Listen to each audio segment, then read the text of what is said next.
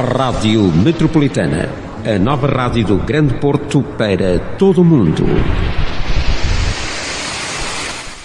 Já temos aqui o José Martins Pereira para nos falar exatamente sobre o que é. O que é? Hã? Vamos falar sobre o Porto, claro. Tinha que ser. Não, hoje, por vossa sugestão, senhora, vamos falar sobre os padroeiros do Porto. Não disse o título. Não, tem que dizer o título. É importante. Condessa. Condessa. O título é muito importante. Já agora, pensam que o padroeiro do Porto é o São João? Eu sempre ouvi dizer que sim, não pois, é? Mas não é, nunca foi. Nunca foi e provavelmente nunca será. Não, São João é um santo popular do Porto, faz a maior festa, uma das maiores festas do mundo. São João do Porto, creio que é a segunda maior festa do mundo a seguir ao Carnaval do Rio. Sim. Mas o nosso São João, pronto, infelizmente, nunca foi padroeiro do Porto. Ele não quis? Não quis, ele nunca teve vontade disso. Pois. O curioso, o nosso primeiro padroeiro, portanto, vamos ver, já falámos que o Porto foi doado pela Condessa Dona Teresa, a mãe de Dom Afonso Henriques, foi doado a um bispo estrangeiro, um bispo de origem francesa, que estava em Santiago de Compostela, que era o Hugo. Portanto, este Dom Hugo começa logo em 1120, quando entra na cidade, a construir uma catedral. Portanto, passamos a ter um bispo, tem que ter uma catedral, uma cátedra do bispo. Portanto, e não se sabe muito bem quando é que foi instituído o primeiro padroeiro do Porto, porque o primeiro padroeiro do Porto está ligado a uma história, por acaso até a gira, e que se prende com Lisboa. Sim, vamos começar por Isto Lisboa. É assim. Em 1147, o Dom Afonso Henriques, com a ajuda da Segunda Cruzada, dos Templários e por aí fora, e com a ajuda do Bispo do Porto e do Arcebispo de Braga, conquista Lisboa aos mouros.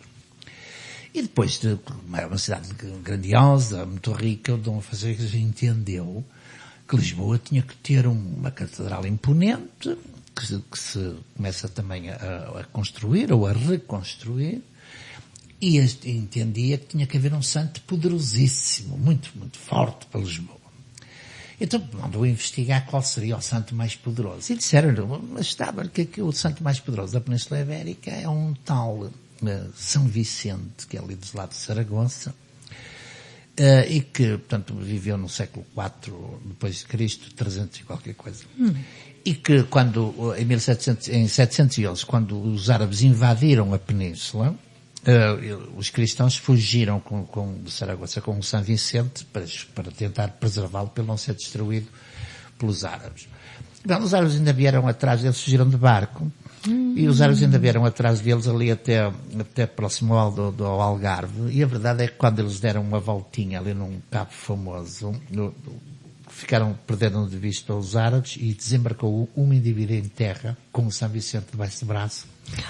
E o barco seguiu, e os mouros, sempre atrás do barco, já não levavam São Vicente, e escondeu o São Vicente no Algarve. Onde é que acha que foi? Foi no cabo de... no promontório dos Corvos? Não. No cabo de São Vicente. Mas ele não foi lá encontrado? Exatamente. Nesse promontório. Ele foi escondido ali. Então o Dom Afonso Henriques, quando dizem isto, diz, mas alguém sabe como é que podemos ir a descobrir o São Vicente? Portanto, repare, isto é 711, agora estamos a falar a partir de 1147, portanto, 400 e tal anos depois. Disseram, não, há um velhote ali que sabe mais ou menos onde é que ele estaria enterrado. Então o Dom Afonso Henriques manda constituir assim uma espécie de paracomandos da época, os melhores cavaleiros, um grupo forte, porque não se esqueçam que o Algarve estava sob domínio mouro. Portanto, e lá vai essa tal tropa de elite do Algarve com o velhote para descobrir o São Vicente. A verdade é que chegaram lá, o velhote morreu pelo caminho e não conseguiram ter uma noção, mas não desistiram, foram à mesma, a ver se viam alguma coisa estranha. E andavam para lá à procura aqui e acolá e depararam com um fenómeno estranhíssimo, que era um conjunto de corvos que voavam a meia altura, sempre em semicírculo. Daí o promontório. Exatamente, pronto. Eles acharam aquilo estranho, foram desenterraram ali naquele sítio e lá estava o São Vicente. Portanto, como é que São Vicente vem para Lisboa? Vem num barco, põe a urna de São Vicente num barquinho, não é?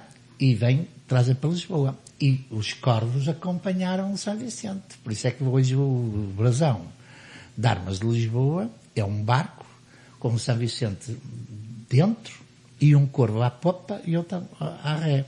Portanto, é esse o brasão de Lisboa. Mas a verdade é que depois chega a Lisboa e o Dom Afonso Henriques ficou perante este dilema. Agora, que é um santo importantíssimo, é o mais importante da Península Ibérica. Mas onde é que vamos pôr se a catedral está em reconstrução? Ou em construção, ou em reconstrução? Decidiu, e muito bem, que a maior catedral, não é maior, a mais antiga catedral da Península Ibérica é Braga. E era a mais importante. Então, toca trazer o São Vicente de Lisboa para Braga. E então ficaria em Braga até a Catedral de Lisboa estar pronta, não é? Então, sim, o São Vicente seria instalado na Catedral de Lisboa como seu padroeiro. Pronto, e lá veio de barquinho, o barco desembarca aqui no Porto, vem ali por Rio, desembarcou na Ribeira, e vem outra vez o São Vicente. Os corvos não vieram no barco, só veio o São Vicente. Mas veio um burro de Lisboa para transportar o São Vicente do Porto a Braga. Como sabe, os caminhos de Compostela começam no Porto e passam por Braga. Portanto, já aquela altura era famoso. Portanto, mas só que o burro, quando tem São Vicente em cima, lá embaixo na Ribeira, começa a subir a Rua dos Mercadores. E quando chega na direção da Rua de Santana, da atual Rua de Santana, e já na altura era a Rua de Santana, Santana é a mãe da mãe de Jesus, é a avó de Jesus. O burro, em vez de continuar nos Mercadores e Banharia, para depois passar o Rio da Vila e virar para a Cordoaria e Carlos Alberto para seguir para Braga, não, e virar à direita para subir a Rua de Santana em direção à Sé. E eles pegavam no burro, não é para aí, punham outra vez em frente, tens que ir por ali, a Rua dos Mercadores, a Rua da Banharia, e o burro tornava para trás e tornava a subir a Rua de Santana. Eles voltam a pôr o burro em direção a Braga. Então, e o burro, de novo, volta e sobe a trote a Rua de Santana, a Rua da Pena Ventosa, entra na Sé Catedral com o caixão do São Vicente às costas e caiu morto à entrada da Sé Catedral. Ora, isto, para as pessoas da época, significava um pronúncio terrível. Que não é terrível, era uma coisa que... Era um sinal divino. Um sinal divino. Então São Vicente já não foi para Braga, ficou no Porto. E é aí que se torna no primeiro padroeiro do Porto. Pois é. Fantástico! É, torna-se no primeiro padroeiro do Porto, mas quando a Catedral de Lisboa está pronta, tivemos que devolver o São Vicente a Lisboa. Também é o primeiro padroeiro de Lisboa, o primeiro e único. E é hoje o padroeiro de Lisboa, São Vicente. Sim. Não é o Santo António. E nós mandamos o corpo para Lisboa e ficámos com o bracinho de São Vicente, que ainda está aqui no Porto, está na Capela de São Vicente, que é o panteão dos nossos bispos, né? O último que morreu, ainda há pouquinho tempo, Dom António Francisco, está sepultado, teve uma autorização especial para ser sepultado na Capela de São Vicente. Portanto, estivemos durante umas centenas de anos com o mesmo padroeiro que de Lisboa.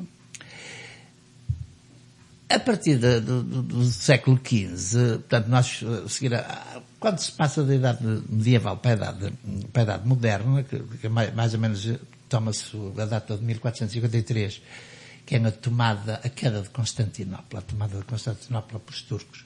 Portanto, aí acaba a Idade Média e começa a Idade Moderna. A verdade é que tiveram que fugir, houve uma onda de refugiados imensa. Então vieram muitos refugiados ter ao Porto. Não ao Porto, eles não vieram para o Porto, vieram para Miragaia, que era fora do Porto. Sim. Miragaia estava fora da cidade do Porto, ainda hoje está fora das muralhas fernandinas, não é? Sim. E, portanto, vieram para ali uma série de refugiados que trazem um santo também deles, portanto, também pegaram debaixo do braço e trazem um santo. Eles trazem um santo todo debaixo do braço. Sim, foi como nós fizemos com São Vicente. Tornamos aqui esta comunidade de arménios. Sim. Traz o tal santinho e a verdade é que o santo era muito milagreiro, ele fazia cada milagre. Começou Miragaia a ser famosíssima. Quer pelos milagres do santo, vinham já excursões de Braga e de outros sítios a Miragaia para ver o santo milagreiro. Como é que se chamava esse santo? Era um antigo médico, era o São Pantaleão. Pantaleão, quem diria? São Pantaleão. Ainda hoje é um dos santos que mais milagres fazia, quer dizer, portanto, lá nas estatísticas. Pá, a verdade é que o Bispo do Porto, eu vou ironizar um bocadinho, mas o Bispo do Porto, eu comecei a pensar, peraí, eu estou aqui ao lado, aqui em Miragaia, tenho um santo mais forte que o nosso. Teve a magicar lá, convidou o padre de Miragaia a ver se autorizava a fazer uma espécie de uma grande festança àquele santo, fazia uma grande procissão de Miragaia ao Porto. E ficou com o São Pantaleão, e pronto, e entrava na Sé, e estava lá uns tempinhos, e depois devolvia-se outra vez São Pantaleão. E o padre achou, está bem, está muito bem, pronto. A verdade é que se fez essa festança, leva-se o São Pantaleão em grande cortejo, em grande romaria, para a catedral, e está lá uns tempinhos. Pois é, mas o bispo depois entendeu que nunca mais queria devolver o São Pantaleão e não devolveu. Não devolveu e, portanto, o Porto, em 1499, pensou, São Vicente é de Lisboa, agora também é de Lisboa, vamos mandar o São Vicente reformar o nosso São Vicente e vamos nomear o São Pantaleão como padroeiro da cidade. E assim foi. Portanto, o Porto passa a ter o segundo grande padroeiro, o São Pantaleão. Pronto. E isto acho que foi para alguns breves momentos. Não foi, não. Foi por muitos séculos? Foi por muitos séculos, exatamente. De 1499 até aos nossos dias, o padroeiro é o São Pantaleão. Mas em 1984, o Bispo do Porto resolveu pensar, espera aí, então nós não somos a cidade da Virgem. O Porto é considerado a cidade da Virgem, pelo menos desde 1453. Não, desde 1353, que é a primeira vez que aparece um selo que tem a Virgem, e depois à volta tem em latim Porto, cidade da Virgem. Portanto, este nosso bispo diz, então nós somos a cidade da Virgem, e temos um padroeiro que é um homem. Resolveu reformar o São Pantaleão. Coitado.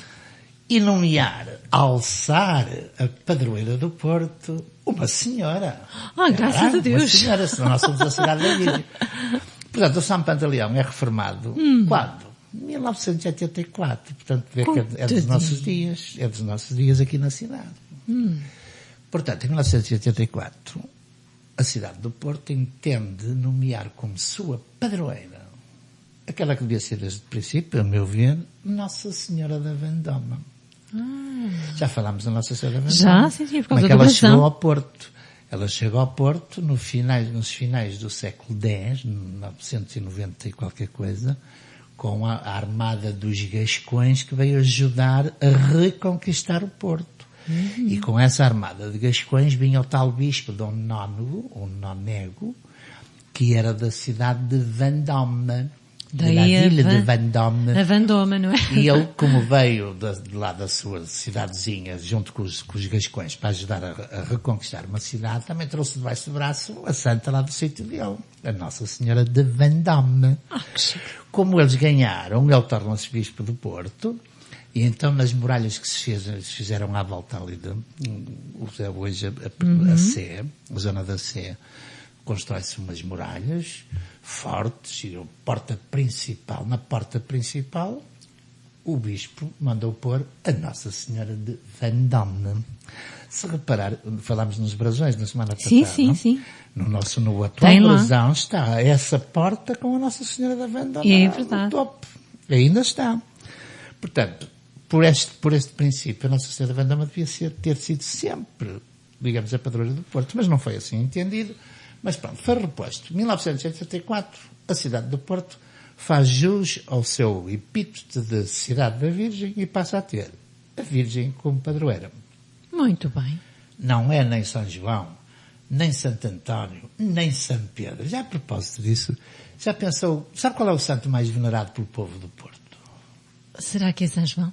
Não. Então é São Pedro. É Santo António. Agora, não há nenhuma casa comercial no Porto que não tenha o Santo Antoninho. sério? Olha, eu Pois nunca é, reparei. Mas há de reparar. Mas vamos falar nos Santos Populares para a próxima rubrica? Podemos falar. Santos Populares, Santos Populares, não sei, é rapidinho, já reparou. Mas agora já estamos a prolongar, já estamos... Já, a Ana tem que entrar. É. Já estamos, se reparar, nós temos o Santo António, dia 13 de junho, é todo o mês de junho, o Santo António, o São João, dia 24, e o São Pedro, dia 29. O que é que eles têm a ver com festas populares? E o que é que tem a ver com junho? Já pensou nisso? Ai, não. É uma reflexão importante. Eu digo, é que a Igreja, aquilo que não consegue combater, alia-se e avoca e para ver se esquece. Aquilo eram festas pagãs muito importantes antigamente. Como a Igreja não conseguiu apagar o paganismo, põe cada um dos seus santos importantes ali a comandar as festas. E já repararam que as festas são... como é que eu ia dizer? São como de alegria, com fogueiras, com saltar às fogueiras, com namoricos, com beijos, com coisas afrodisíacas e de símbolos sexuais. Sabe que o alho porro significa a vagina de uma mulher, não é? Sim. Não, a cidreira significa a vagina e o alho porro significa o falo. Portanto, isto é tudo conotações sexuais, as festas. Agora digo, o que é que o pobre do Santo António, ou do São João, ou do São Pedro tem a ver com isto? Também digo. Não tem nada a ver com isso. Eles nem eram alegres. Então, mas é o José Martins Pereira. Mas para a próxima falamos. Vamos falar sobre isso. Até à próxima, José. Dia. Até à próxima. Obrigada. Metropolitana, a rádio feita a pensar em si.